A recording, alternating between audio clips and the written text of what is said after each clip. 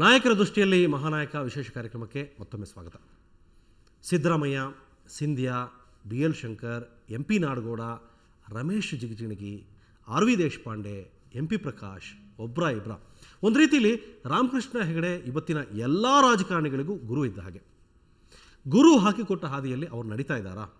ಅವರನ್ನೇ ಕೇಳಿದ್ದೀವಿ, ನೀವೇ ನೋಡಿ. ಇವತ್ತು ನಾವೆಲ್ಲ, ನಾನು, ಸಿಂಧ್ಯಾ, ದೇಶಪಾಂಡೆ, MP ಪ್ರಕಾಶ್, ದೇವರಾಜ ಆಳ್ವ, ಇವರೆಲ್ಲ ಜಿಗಿಜಿಣಗಿ, ಇವರೆಲ್ಲರೂ ಕೂಡ ಇವತ್ತು ಈ ಮಟ್ಟಕ್ಕೆ ನಾವು ರಾಜಕಾರಣದಲ್ಲಿ ಬೆಳೆದಿದ್ದರೆ ಅವರು ನಮ್ಮನ್ನು ಗುರುತಿಸಿದ್ದು ಕೂಡ ಒಂದು ಕಾರಣ ಅಂತಕ್ಕಂಥದ್ದನ್ನು ಹೇಳಬೇಕಾಗ್ತದೆ. ನಾನು 83ರಲ್ಲಿ ಆಯ್ಕೆ ಆದಾಗ ನನಗೆ ಗೊತ್ತೇ ಇಲ್ಲ. ನನಗೆ ಕನ್ನಡ ಕಾವಲು ಸಮಿತಿ ಅಧ್ಯಕ್ಷನಾಗಿ ಅವರೇ ನೇಮಕ ಮಾಡಿದ್ರು. ಮತ್ತು 1 ವರ್ಷ ಆದ ತಕ್ಷಣವೇ ಮತ್ತೆ ಮಂತ್ರಿಯಾಗಿ ಅವರೇ ನೇಮಕ ಮಾಡಿದ್ರು. ಆ ರೀತಿ ಯಾರಿಗೆ ಪ್ರತಿಭೆ ಇದೆ ಅವರನ್ನು ಗುರುತಿಸಿ ಅವರಿಗೆ ಜವಾಬ್ದಾರಿ ಕೊಡ್ತಕ್ಕಂಥ ಕೆಲಸವನ್ನು ಭಾಳಷ್ಟು ಜನರಿಗೆ ಕರ್ನಾಟಕದಲ್ಲಿ ಅವ್ರು ಮಾಡಿದ್ದಾರೆ. ಇವತ್ತು ನಾವೆಲ್ಲ ಅದರ ಫಲನೇ ಇವತ್ತು ನಾವೆಲ್ಲ ಇಲ್ಲಿವರೆಗೆ ಬಂದಿರಲಿಕ್ಕೆ ಕಾರಣ. ದೊಡ್ಡವ್ರ ಜೊತೆ ದೊಡ್ಡವ್ರ ಥರನೇ ಇರ್ತಿದ್ರು, ಚಿಕ್ಕವ್ರ ಜೊತೆ ಚಿಕ್ಕವ್ರ ಥರನೇ ಇರ್ತಿದ್ರು. ಸ್ವಾತಂತ್ರ್ಯ ಹೋರಾಟದಲ್ಲಿ ದೊಡ್ಡ ಮನೆ ಕುಟುಂಬದವರು ತಮ್ಮನ್ನು ತಾವು ಸಂಪೂರ್ಣವಾಗಿ ತೊಡಗಿಸಿಕೊಂಡಿದ್ದರು. ಸುಮಾರು 3,000 ಎಕರೆ ಜಮೀನಿದ್ದಂಥ ಶ್ರೀಮಂತ ಕುಟುಂಬದಿಂದ ಬಂದರು. ಕೊನೆಗೆ ಅವರು ತಮ್ಮೆಲ್ಲ ಭೂಮಿಯನ್ನು ಗಡಿದಾರರಿಗೆ ಬಿಟ್ಟು ಬಂದದ್ದು ಒಂದು ವಿಶೇಷ. ಅನೇಕ ಡಿಮಾಂಡ್ಗಳು ಪ್ರತಿಪಕ್ಷದವರು, ಆಳುವ ಪಕ್ಷದವರು ಹೊಸದಾಗಿ ಅಧಿಕಾರಕ್ಕೆ ಬಂದದ್ದರಿಂದ ಇದ್ದವು. ಆ ಹಿಂಸೆಗಳನ್ನು ತಡ್ಕೊಳ್ಳಾರದೆ ಒಂದು ದಿವಸ ನನಗೆ ನಮ್ಮ ಚೇಂಬರಿಗೆ ಬಂದು ಒಂದು ಮಾತು ಹೇಳಿದರು. ನೋಡಿ ಚಂದ್ರೇಗೌಡರೆ, ನಾವು ಸರ್ಕಾರ ನಡೆಸೋದೇ ಒಂದು ಸಾಧನೆ ಅಂತಾದರೆ ಇನ್ನು 3 ವರ್ಷ ನಡೆಸ್ತೀವಿ. ಆದರೆ ಸರ್ಕಾರ ನಡೆದದ್ದು ಜನಸಾಮಾನ್ಯರಿಗೆ ತೃಪ್ತಿ ತರುವಂಥ ಸರ್ಕಾರವಾಗಬೇಕು ಅಂತಿದ್ದರೆ ಈ ಸರ್ಕಾರವನ್ನು ವಜಾ ಮಾಡಬೇಕು ಅಂತ ಯೋಚನೆ ಮಾಡಿದ್ದೀನಿ. ಏನು ಹೇಳ್ತೀನಿ? ವಿಸರ್ಜನೆ ಮಾಡಬೇಕು ಅಂತ 2 ವರ್ಷ ಆಗಿದೆ. 2 ವರ್ಷದಲ್ಲಿ ವಿಸರ್ಜನೆ ಮಾಡಬೇಕು ಅಂತ ಹೇಳಿದರೆ ನಿಮ್ಮ ರಾಜಕೀಯ ಮುತ್ಸದ್ದಿತನವನ್ನು ನಾನು ಪ್ರಶ್ನೆ ಮಾಡಲ್ಲ. ಆದರೆ ಸಾಂವಿಧಾನಿಕವಾಗಿ ಕೆಲವು ಪ್ರಶ್ನೆಗಳು ಬರ್ತವೆ. ಇಲ್ಲ ನೀವು ಒಪ್ಕೊಳ್ಳೋದಾದರೆ ನಾನು ಮಾಡ್ತೇನೆ ಅಂತ. ಹಾಗೂ 6 ತಿಂಗಳು ಸರ್ಕಾರ ಉಳಿಸಿದ್ರು, ಏನು ಪ್ರಯೋಜನ ಆಗಲಿಲ್ಲ. ನಡೆಸೋದು ತುಂಬ ಕಠಿಣವಾಗೋಯಿತು. ಇವತ್ತಿನ ಸ್ಥಿತಿಯೇ ಆವತ್ತು ಇತ್ತು. ಆಗ ರಾಮಕೃಷ್ಣ ಹೆಗಡೆಯವರು ಸದನವನ್ನು ವಿಸರ್ಜಿಸಿ ಚುನಾವಣೆಗೆ ಮುಂದಾದರು.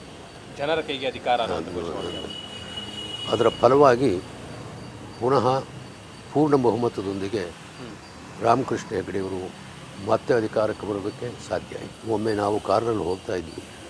ಒಂದು ಕಡೆ ತುಂಬು ಗರ್ಭಿಣಿ ಮಗು ಮಣ್ಣು ಹೊತ್ತು ಹಾಕ್ತಾಯಿದ್ರು. ಕಾರ್ ನಿಲ್ಲಿಸಪ್ಪ ಅಂದರು. ನಿಲ್ಲಿಸಿ ಆ ಗರ್ಭಿಣಿ ಮಹಿಳೆ ನಿಲ್ಲಿಸಿ ಕೇಳಿದರು, ಏನಮ್ಮ ಕೂಲಿ ಮಾಡದೇ ಇದ್ದರೆ ಹೊಟ್ಟೆಗೆ ಏನೂ ಇಲ್ಲ,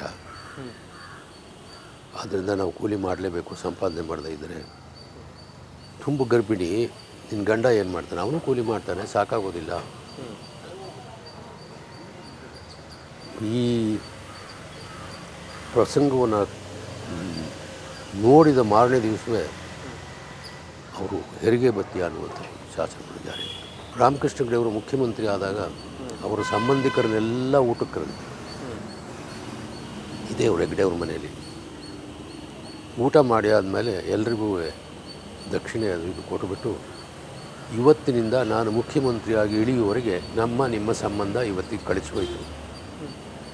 ಮತ್ತು ನಾನು ಮುಖ್ಯಮಂತ್ರಿ ಸ್ಥಾನ ಬಿಟ್ಟಾಗ ಬರ್ತೇನೆ ಅಂತ ಹೇಳಿ ಅವರು ಮಾಡಿದ್ದು ನನ್ನ ನೆನಪಿಗೂ ಇದೆ. ಆರೋಗ್ಯ ಸರಿ ಇರಲಿಲ್ಲ ಅನ್ನೋದು ಗೊತ್ತಾಗಿ ನಾವು ಅವ್ರು ನೋಡಬೇಕು ಅಂತ ಹೋದೆ.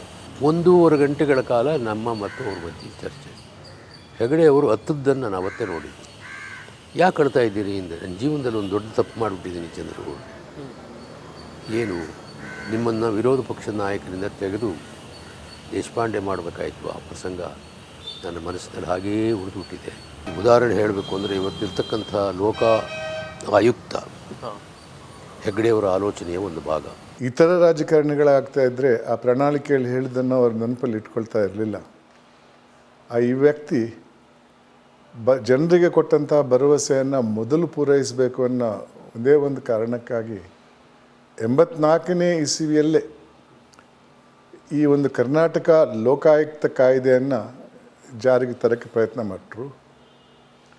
ಆದರೆ ಸಂವಿಧಾನದಲ್ಲಿ ಇದು ಒಂದು ರಾಜ್ಯ ಸರ್ಕಾರ ಈ ಒಂದು ಸಂಸ್ಥೆಯನ್ನು ಮೊದಲ ಬಾರಿಗೆ ತರುವುದರಿಂದ ಅದಕ್ಕೆ ರಾಷ್ಟ್ರಪತಿಗಳ ಸಮ್ಮತಿ ಬೇಕನ್ನೋ ಕಾರಣಕ್ಕಾಗಿ ರಾಷ್ಟ್ರಪತಿಗಳಿಗೆ ಕಳಿಸ್ಕೊಟ್ರು. ರಾಷ್ಟ್ರಪತಿಗಳು ಮತ್ತೆ ಅದನ್ನು ಒಪ್ಪಿಕೊಂಡು ಅದಕ್ಕೆ ಸಮ್ಮತಿ ಸೂಚಿಸಿದರು. 86ನೇ ಇಸವಿಯಲ್ಲಿ ಈ ಕಾನೂನು ಜಾರಿಗೆ ಬಂತು. ಆವಾಗಲೇ ಲೋಕಾಯುಕ್ತ ಸಂಸ್ಥೆಯನ್ನು ಹುಟ್ಟಿಸಿದರು. ಇದು ಇವರಿಂದ ದಿವಂಗತ ರಾಮಕೃಷ್ಣ ಹೆಗಡೆ ಅವರಿಂದ ಸಾಧ್ಯವಾಗ್ತಾಯಿತ್ತು ಹೊರತು ಯಾರಿಂದಲೂ ಆಗ್ತಾ ಇಲ್ಲ, ಖಂಡಿತವಾಗಿ ಆಗ್ತಾ ಇರಲಿಲ್ಲ. ಯಾಕಂದರೆ ಇವಾಗ ನಾವು ನೋಡ್ತಾ ಇದ್ದೇವೆ ಕೇಂದ್ರ ಸರ್ಕಾರದಲ್ಲಿ ಇನ್ನೂ ಆ ಕಾಯ್ದೆಯನ್ನು ಜಾರಿಗೆ ತರುವಂಥ ಒಂದು ನಿರ್ಧಾರವನ್ನು ಯಾರೂ ಮಾಡಿಲ್ಲ. ನನಗನ್ನಿಸ್ತಾ ಇದೆ ರಾಮಕೃಷ್ಣ ಹೆಗಡೆ ಅವರು ಇವತ್ತಿನ ದಿವಸ ಈ ರಾಜ್ಯದ ಮುಖ್ಯಮಂತ್ರಿ ಆಗಿದ್ದರೆ ನಾನು ಯಾವತ್ತು ನಿವೃತ್ತನಾಗ್ತೀನೋ ಅದಕ್ಕಿಂತ ಮೊದಲೇ ಮುಂದಿನ ಲೋಕಾಯುಕ್ತರ ನೇಮಕ ಮಾಡ್ತಾಯಿದ್ರು ಅನ್ನೋದು ನಾನು ಖಂಡಿತ ಅನಿಸ್ಕೊಂಡಿದ್ದೇನೆ.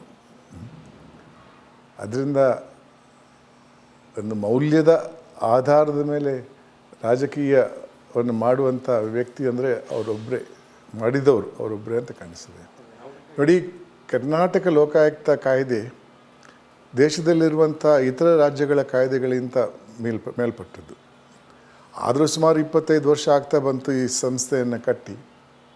ಕಾಲ ಮುಂದಕ್ಕೆ ಹೋಗಿದ್ದಂಗೆ ಬದಲಾವಣೆ ಕೂಡ ಬರಬೇಕಾಗ್ತದೆ. ಆ ನಿಟ್ಟಿನಲ್ಲಿ ನೋಡಿದರೆ ಇವಾಗ ಕೆಲವು ಬದಲಾವಣೆ ಅಗತ್ಯ ಇದೆ, ಅದನ್ನು ಸರಿಪಡಿಸಬೇಕು. ರಾಜ್ಯದಲ್ಲಿ ಹಲವಾರು ಜನ ಮುಖ್ಯಮಂತ್ರಿಗಳಾಗಿದ್ದಾರೆ, ಅವರವ್ರ ಕಾಲದಲ್ಲಿ ಒಳ್ಳೆ ಒಳ್ಳೆ ಕಾರ್ಯಕ್ರಮ ಆಗಿದ್ದಾರೆ. ಅದು ರಾಮಕೃಷ್ಣ ಹೆಗಡೆ ಅವ್ರ ದುರದೃಷ್ಟಿಗಳು ಹೇಗಂದರೆ ನೋಡಿ, ರೈತರ ಬಗ್ಗೆ ಮೊದಲೇ ಬಾರಿ ಕಡಿಮೆ ಬಡ್ಡಿಯಲ್ಲೇ ಸಾಲ ಕೊಡುವ ಕಾರ್ಯಕ್ರಮ ಈ ದೇಶದಲ್ಲಿ ತಂದಿದ್ದು ರಾಮಕೃಷ್ಣ ಹೆಗಡೆ. 7% ಇಂಟ್ರೆಸ್ಟ್. ಇವತ್ತು 1% ಆಗಿದೆ, ಬಟ್ ಆ ಚಾಲನೆ ಕೊಟ್ಟಿದ್ದು ರಾಮಕೃಷ್ಣ ಹೆಗಡೆ. ರೈತರ ಕಷ್ಟದೆ ಅಂತ ಸಾಲ ಮನ್ನಾ ಮಾಡಿದ್ದು ರಾಮಕೃಷ್ಣ ಹೆಗಡೆ. 2 ರೂಪಾಯಿ ಕಿಲೋ ಅಕ್ಕಿ ಕೊಡು ಯೋಜನೆ ತಂದಿದ್ದು ಯಾರು? ರಾಮಕೃಷ್ಣ ಹೆಗಡೆ. ಆರಾಧನಾ ಕಾರ್ಯಕ್ರಮ ತಂದಿದ್ದು ಯಾರು? ರಾಮಕೃಷ್ಣ ಹೆಗಡೆ. ವಿಧವಾ ಮಾಶಾಸನ, ತಾಳಿ ಭಾಗ್ಯ, ಇದು ಹಲವಾರು ಹೊಸ ಕಾರ್ಯಕ್ರಮ ಅವರು ಸಮಾಜದ ಕಡುಬಡವರು ಸಲುವಾಗಿ ತಂದರು, ರೈತ ಸಲುವಾಗಿ ತಂದರು. ರಾಮಕೃಷ್ಣ ಹೆಗಡೆ ಅವರ 96ನೇ ಇಸ್ವಿಯಲ್ಲಿ ಉಚ್ಚಾಟನೆ ಆದಾಗ ನಾನು ಜೆ.ಎಚ್. ಪಟೇಲ್ ಮಂತ್ರಿ ಇದ್ದೆ. ಜೆ.ಎಚ್. ಪಟೇಲ್ ಸಹ ಒಳ್ಳೆಯ ಸಜ್ಜನರು, ಒಳ್ಳೆಯ ಮುಖ್ಯಮಂತ್ರಿಗಳು. ಆ ಸಮಯದಲ್ಲಿ ರಾಮಕೃಷ್ಣ ಹೆಗಡೆ ಉಚ್ಚಾಟನೆ ದಿಲ್ಲಿ ಬಂದಾಗ ನಾನೇ 7 ಜನ ಮಂತ್ರಿ ತೊಗೊಂಡು ರಿಸೀವ್ ಮಾಡಲಿಕ್ಕೆ ಹೋಗಿದ್ದೆ. ನನಗೂ ಮಂತ್ರಿ ಸ್ಥಾನದಲ್ಲಿ ಉಚ್ಚಾಟನೆ ಮಾಡಲಿಕ್ಕೆ ಪ್ರಯತ್ನ ನಡೆದು ಅದು ಜೆ.ಎಚ್. ಪಟೇಲ್ ಹೇಳಿದರು, ಇಲ್ಲ, ದೇಶಪಾಂಡೆನ ಯಾವಾಗಲೂ ಬಿಟ್ಕೊಡ್ಲಿಕ್ಕೆ ಸಾಧ್ಯ ಇಲ್ಲ. ಯಾಕಂದರೆ ಜೆ.ಎಚ್. ಪಟೇಲ್ಗೆ ನಾವು ಬೆಂಬಲ ಕೊಟ್ಟಿದ್ವಿ ಅವ್ರು ಮುಖ್ಯಮಂತ್ರಿ ಆಗಬೇಕಾದ್ರೆ. ಅಂದರೆ ರಾಮಕೃಷ್ಣ ಹೆಗಡೆ ಅವರು ನಾವೆಲ್ಲ ಬೆಂಬಲ ಕೊಟ್ಟಿದ್ವಿ. ರಾಮಕೃಷ್ಣ ಹೆಗಡೆ ನಮ್ಗೆ ಹೇಳಿದರು, ನನ್ನ ಉಚ್ಚಾಟನೆ ಆದರೂ ಸಹ ನೀವು ಜೆ.ಎಚ್. ಪಟೇಲ್ ಕೈ ಬಿಡಬೇಡಿ, ಅವ್ರ ಜೊತೆ ನೀವು ಉಳಿಬೇಕು, ಅವ್ರು ನಾವೇ ಮುಖ್ಯಮಂತ್ರಿ ಮಾಡಿ ಅಂತ ಹೇಳಿದರು.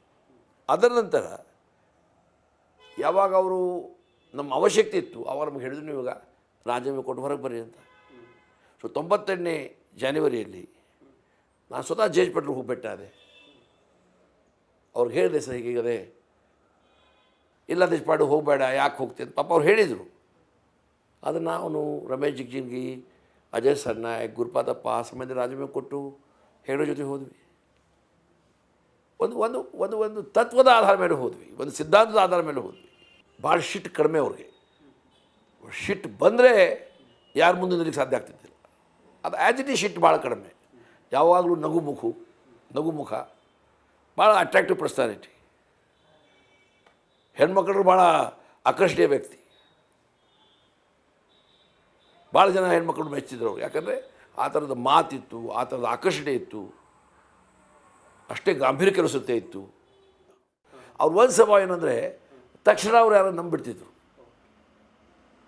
ಯಾರೋ ಒಂದು ಅವ್ರಿಗೆ ಬೈದರು, ಬಂದು ತಪ್ಪಾಯ್ತು ಅಂತ ಹೇಳಿದರೆ ಅವರು ನಂಬಿಡ್ತಿದ್ರು, ಗೊತ್ತಲ್ಲ. ಹಾಗಾಗಿ ಮತ್ತೊಂದು ಅವ್ರು ಇಂಪಾರ್ಟೆಂಟ್ ಅಂದರೆ ಇಡೀ ತನ್ನ ರಾಜಕೀಯ ಜೀವನದಲ್ಲಿ ಅವರು ತನ್ನ ಫ್ಯಾಮಿಲಿಗೆಲ್ಲ ಇನ್ವಾಲ್ವ್ ಮಾಡಿಲ್ಲ, ತನ್ನ ಹೆಂಡತಿಗೆ ಮಗನಿಗೆ ಎಲ್ಲ ಇನ್ವಾಲ್ವ್ ಮಾಡಿಲ್ಲ.